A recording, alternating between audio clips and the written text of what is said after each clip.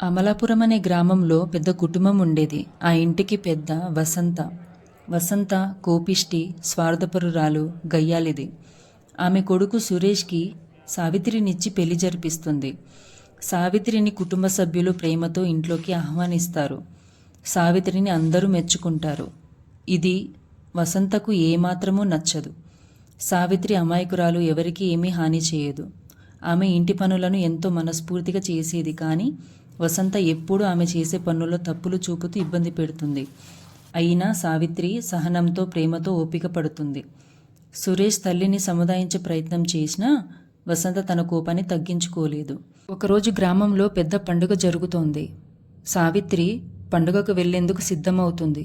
వసంత సావిత్రి వేసుకునే చీరను దాచేసి ఆమెను ఇబ్బంది పెడుతుంది. కానీ సురేష్ తన తల్లి పనిని గమనించి సావిత్రికి మరో చీర ఇచ్చి పండుగకు తీసుకెళ్తాడు. పండుగలో సావిత్రి ఆకలితో ఉన్నవారికి ఆహారం ఇస్తుంది. గ్రామస్తులు అందరితోని కలిసిమెలిసి ప్రేమగా ఉంటుంది. తన మంచితనంతో అందరి మనసులను గెలుచుకుంటుంది. గ్రామస్తులు ఆమెను మెచ్చుకుంటారు. ఈ విషయాన్ని వసంత గమనించి తన తప్పును తెలుసుకుంటుంది. ఒకరోజు వసంత సావిత్రిని పిలిచి ఇలా అంటుంది, నేను నీ పట్ల చాలా తప్పుగా ప్రవర్తించాను, నన్ను క్షమించు అని అడుగుతుంది. సావిత్రి ప్రేమతో ఆనందంగా తనని క్షమిస్తుంది. సావిత్రి మరియు వసంత కలిసి పంట పొలాల్లో పనిచేస్తూ వారి మధ్య ప్రేమను పంచుకుంటారు.